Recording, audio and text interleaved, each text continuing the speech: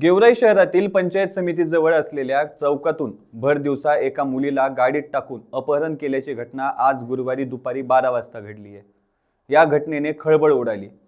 पोलिसांनी दखल देऊन संबंधित गाडीचा पाठलाग करून शोध सुरू केला आहे। दिवसाढवळ्या घडलेल्या घटनेचा थरार सीसीटीव्हीत कैद झालाय। सदरील मुलगी कॉलेजमधून पंचायत समितीजवळून जाणाऱ्या रस्त्यावरून शास्त्री चौकाकडे जात होती। यावेळी अल्टो गाडीतून आलेल्या तरुणांनी पायी जाणाऱ्या मुलीला बळजबरीने उचलून नेले। त्यावेळी मुलीने जोरदार प्रतिकार केला, मात्र दोघांनी तिला मारहाण करून गाडीत टाकले। काही लोकांनी गाडी अडवण्याचा प्रयत्न केला, पण त्यांनी समोर आलेल्या लोकांच्या अंगावरच गाडी चढवण्याचा प्रयत्न केला।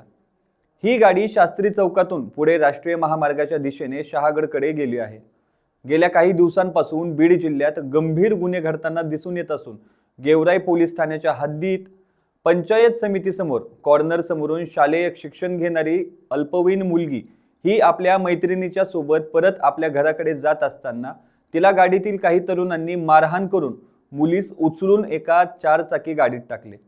मुलीचे अपहरण केल्याची घटना 18 डिसेंबर रोजी दुपारी 12 वाजण्याच्या सुमारास घडली आहे। या प्रकरणी मुलीच्या शोधासाठी पोलीस पथक रवाना झाले आहेत।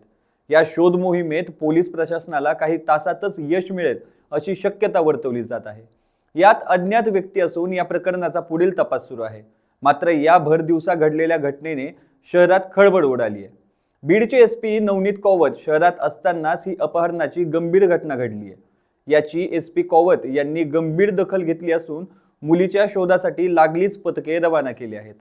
अशाच ताज्या अपडेट्ससाठी लोकाशा टीव्हीला सबस्क्राइब करा आणि लाईक करायला विसरू नका।